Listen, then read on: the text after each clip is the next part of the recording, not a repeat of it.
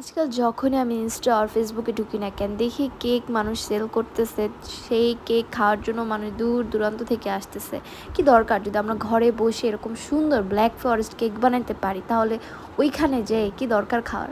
আমি তো যাই না ওই ধরনের কেক টেক খাইতে, অস্বাস্থ্যকর কেক। আমি ভাই বাসায় বানাই। তো ভাবলাম আজকে কেকটাও বানাই আর আপনাদের সাথে কেকের রেসিপিটাও শেয়ার করি যে আমি আমার বাসায় কিভাবে অনেক ইজিলি কেকটা বানাই। তা আবার ব্ল্যাক ফরেস্ট কেক। আমার কিন্তু ব্ল্যাক ফরেস্ট কেক অনেক বেশি পছন্দ। তোমাদের কার কার ব্ল্যাক ফরেস্ট কেক পছন্দ অবশ্যই আমাকে কমেন্টে জানিও।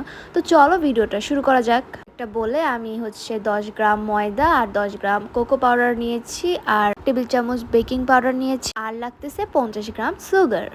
দেন একটা বোলের মধ্যে আমি 2টা ডিম ফাটিয়ে নিয়েছি। 2টা ডিমই কিন্তু অবভিয়াসলি রুম টেম্পারেচারে থাকতে হবে। আর ডিম থেকে আমি কুসুমগুলোকে আলাদা করে নিচ্ছি। জাস্ট সাদা অংশটাকে আমি ভালোভাবে বিটার মেশিন দিয়ে বিট করব, আর ধীরে ধীরে এটার মধ্যে আমি চিনি অ্যাড করব। ততক্ষণ না পর্যন্ত ফোমি একটা ভাব আসবে ততক্ষণ পর্যন্ত আমি বিট করব। যখন ডিমের সাদা অংশটা ফোমের মতো হয়ে যায় তখন আমি কুসুমগুলোকে অ্যাড করবো অ্যান্ড দেন আবারও মিক্স করব। তো আমি ব্ল্যাক ফরেস্ট বানাচ্ছি, তো এটার মধ্যে আমি চকলেট ইমালশন ইউজ করতেছি। তারপর আমি সবগুলো উপকরণকে আবারও ভালোভাবে বিট করে নিব।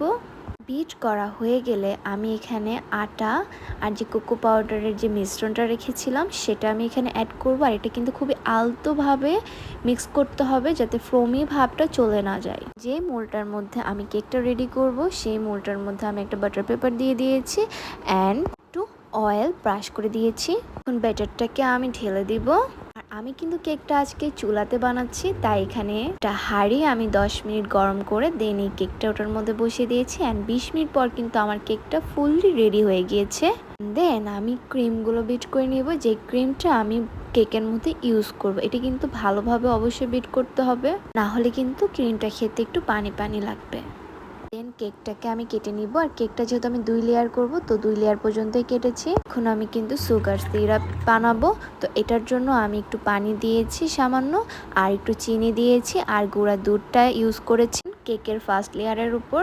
এই চিনি পানিটা কিন্তু ভালোভাবে দিব।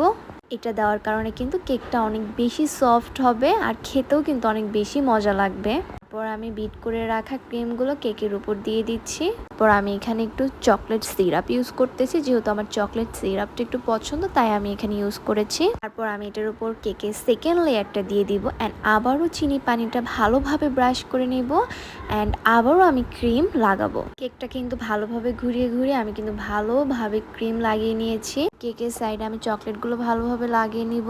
দেন আমার কেকটাকে আমি আমার পছন্দ মতো ডেকোরেট করে নিয়েছি। আপনারা আপনাদের পছন্দ মতো ডেকোরেট করে নেবেন। ডেকোরেট করা হয়ে গেলে কিন্তু আমার কেকটা রেডি হয়ে যাবে।